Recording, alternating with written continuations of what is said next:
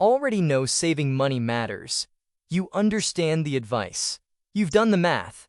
And yet, month after month, it still feels harder than it should. That's not a discipline problem. And it's definitely not a motivation problem. It's a wiring problem. Your brain is biologically optimized for right now, not next year, not emergencies, not retirement. Every small spending decision is quietly shaped by psychological forces that favor comfort, relief, and certainty in the present, while treating the future like it barely exists. That's why traditional financial advice keeps failing real people. It assumes logic wins. In reality, instinct usually does. But once you see how this mechanism actually works, saving stops feeling like self-denial and starts becoming automatic. And it begins with one simple but powerful truth. Your future self doesn't feel real to your brain at all. Your brain isn't broken, it's just outdated. Long before savings accounts or retirement plans existed, the human brain evolved for survival. Food now mattered more than food later.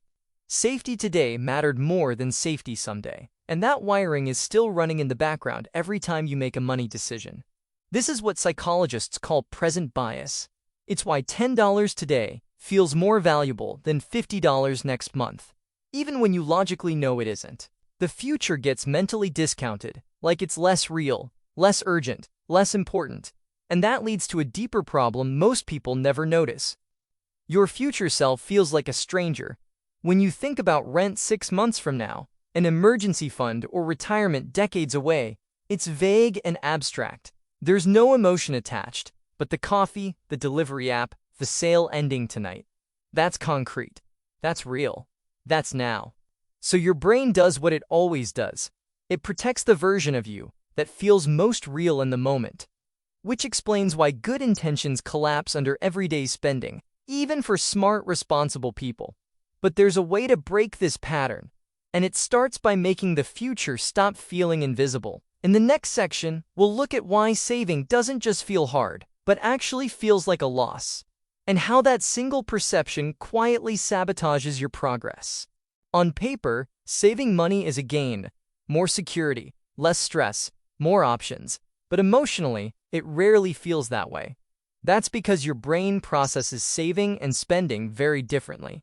Spending gives you an immediate reward, something tangible, enjoyable, and certain.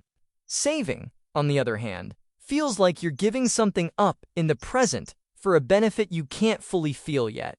This is driven by a powerful psychological force known as loss aversion. Your brain experiences the pain of not buying something more intensely than the pleasure of being prepared later. So even when saving is the smarter choice, it feels like a small loss every time you move money out of reach. That's why phrases like cut back or give things up quietly backfire. They frame saving as deprivation, something to endure rather than something that helps you. The shift that works is subtle but important. Instead of thinking, I'm giving this up, you start thinking, I'm buying something. You're buying breathing room. You're buying fewer emergencies. You're buying freedom from stress later. When saving is framed as a purchase, not a sacrifice, it stops triggering the same resistance. But even with the right mindset, there's another force working against you. One that has nothing to do with emotions at all. Next, we'll look at how habit friction quietly decides where your money goes, before you even think about it. Most people think they actively decide to spend money. In reality, spending usually happens on autopilot. One tap to pay, one-click checkout, saved cards, subscriptions that quietly renew in the background. Spending is designed to be effortless. Saving isn't. To save, you typically have to log in, move money, choose an amount, and interrupt your routine. That tiny bit of effort, what psychologists call friction, is enough to stop most people from following through.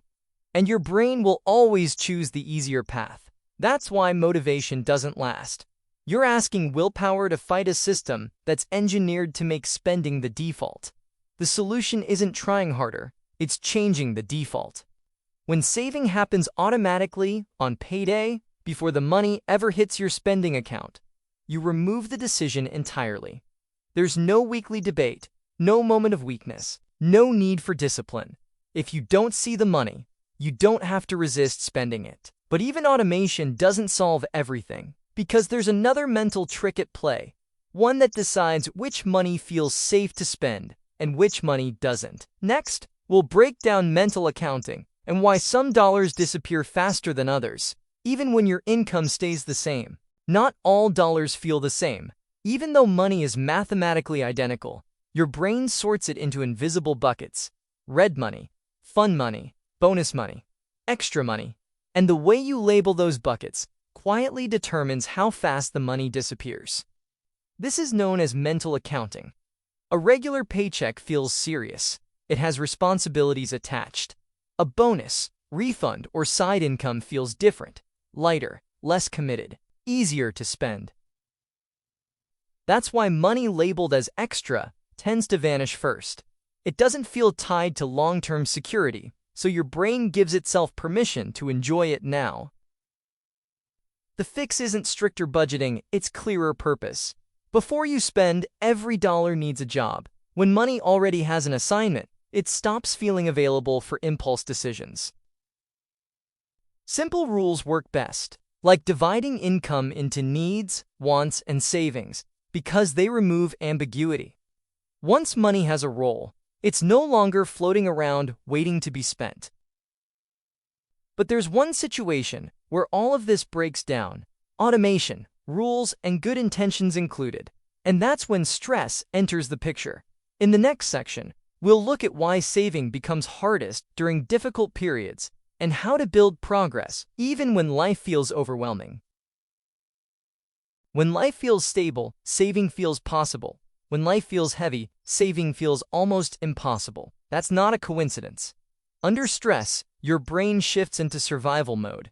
It narrows its focus to the present and looks for fast relief. Long-term planning fades and short-term comfort takes over. Spending becomes a coping mechanism, not because you're careless, but because your brain is trying to reduce pressure right now. This is why saving advice often fails the people who need it most. It assumes calm conditions, steady motivation, and emotional bandwidth. Stress removes all three. The mistake most people make is setting goals that are too large during these periods. When the target feels unreachable, the brain gives up entirely. A counterintuitive solution is to go smaller, almost uncomfortably small. $10 a day, $20 a week. The amount isn't the point. The proof is, small, consistent wins send a powerful signal to your brain. This is doable, even right now. And once that belief forms, momentum starts to build, even in chaos. This is where everything comes together. Because saving doesn't work through discipline alone, it works through design. Next, I'll walk you through a simple saving system built for real life, one that works even when motivation is low. At this point, one thing should be clear. Saving doesn't fail because people are weak. It fails because the system asks too much from the brain. So instead of relying on discipline, this approach relies on design. Here's a simple, realistic savings system built for real life, not perfect behavior. Step 1. Open a separate savings account that isn't connected to your debit card. The goal is distance. If money isn't instantly reachable, it stops feeling spendable. Step 2. Automate transfers on payday, not the end of the month, not when there's money left. Payday. This ensures saving happens before spending decisions even begin. Step 3. Add a single rule for impulse spending. For any non-essential purchase, wait 24 hours. Most impulses fade when given time, and this pause alone filters out a surprising amount of regret spending. Step 4. Increase your savings by a tiny amount each month. $5, $10, nothing dramatic. The increase is small enough to avoid resistance, but powerful enough to compound over time. That's the entire system. No spreadsheets, no guilt, no constant decision-making. And here's the key insight tying everything together. When saving is easier than spending, consistency takes care of itself, which leads to the most important takeaway of all. In the final segment, we'll bring this back to one core idea: why design beats discipline, and how understanding your brain changes everything about money. If saving money has ever made you feel frustrated, guilty, or behind, this is the part that matters most. Saving isn't hard because you lack willpower. It's hard because your brain is doing exactly what it evolved to do. Protect today, reduce effort, and seek certainty now. Once you understand that, the blame disappears. Discipline asks you to fight your instincts every day. Design works with them. When saving is automatic, distant from impulse, and tied to clear purpose, it stops feeling like a constant struggle. You no longer have to be good with money. The system carries the weight for you. That's the real shift. Not more motivation, not stricter rules, just smarter design. Because when saving becomes easier than spending, progress happens quietly, without stress, guilt, or burnout. And that's how people who look naturally good with money actually do it.